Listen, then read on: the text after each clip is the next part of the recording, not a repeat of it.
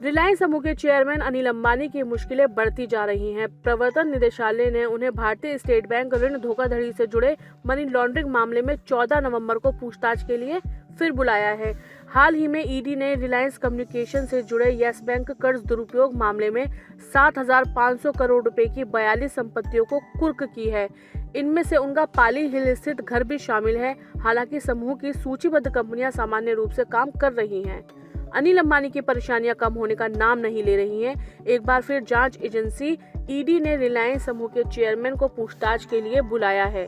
News agency PTI के सूत्रों के अनुसार यह मामला भारतीय स्टेट बैंक के हुए कथित बैंक कर्ज धोखाधड़ी से जुड़ा है, जो मनी लॉन्ड्रिंग के तहत आता है। ईडी ने अनिल अंबानी को इस मामले में 14 नवंबर को पूछताछ के लिए बुलाया है। इससे पहले भी अगस्त महीने में एजेंसी ने उनसे पूछताछ की थी। हाल ही में जांच एजेंसी ने अनिल अंबानी की समूह कंपनियों के खिलाफ कार्रवाई करते हुए उनकी लगभग 7,500 करोड़ रुपए की संपत्ति कुर्क की है। यह सब दिखाता है कि अनिल अंबानी और उनके समूह पर कानूनी शिकंजा कसता जा रहा है। अनिल अंबानी समूह की सूचीबद्ध कंपनियों ने साफ किया है कि प्रवर्तन निदेशालय द्वारा 7,500 करोड़ रुपए की संपत्तियों की कुर्की का उनके कारोबार पर कोई प्रभाव नहीं पड़ा है। समूह ने शेयर बाजार को जानकारी दी है कि कुर्क की गई ज्यादातर संपत्तियां रिलायंस कम्युनिकेशंस की हैं। रिलायंस कम्युनिकेशंस इस समय समाधान पेशेवर और भारतीय स्टेट बैंक की अगुवाई वाली कर्जदाताओं की समिति के नियंत्रण में है।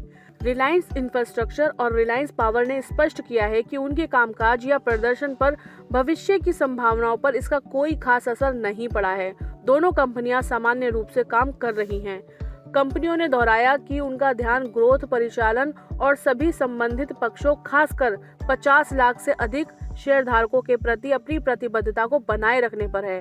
प्रवर्तन निदेशालय ने 31 अक्टूबर को धन शोधन निरोधक अधिनियम यानी पीएमएलए के तहत 42 संपत्तियों को कुर्क करने के लिए 4 अस्थायी आदेश जारी किए हैं।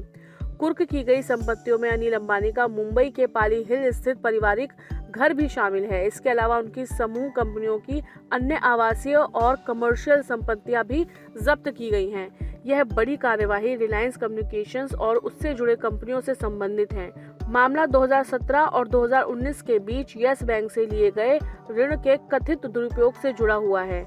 ईडी की इस कार्यवाही ने अनिल अंबानी समूह पर कानूनी दबाव काफी बढ़ा दिया है, खासकर उनकी व्यक्तिगत और व्यावसायिक संपत्तियों पर सीधा असर डालते हुए। प्रवर्तन निदेशालय की ताबड़तोड़ कार्रवाई से अनिल अंबानी पर दबाव लगातार बढ़ रहा है। 7,500 करोड़ रुपए की संपत्तियों की कुर्की और लगातार पूछताछ ने समूह के लिए चुनौतियां खड़ी कर दी हैं। हालांकि रिलायंस इंफ्रास्ट्रक्चर और रिलायंस पावर जैसी सूचीबद्ध कंपनियों ने स्पष्ट किया है कि कुर्की का उनके प्रदर्शन पर कोई महत्वपूर्ण असर नहीं पड़ा है, लेकिन ये कानूनी शिकंजा अंबानी की व्यक्तिगत और व्यावसायिक साख दोनों को गंभीरता से प्रभावित कर रहा है। यस बैंक और एसबीआई से जुड़े ऋण मामलों में ईडी की जांच तेजी से आगे बढ़ रही है।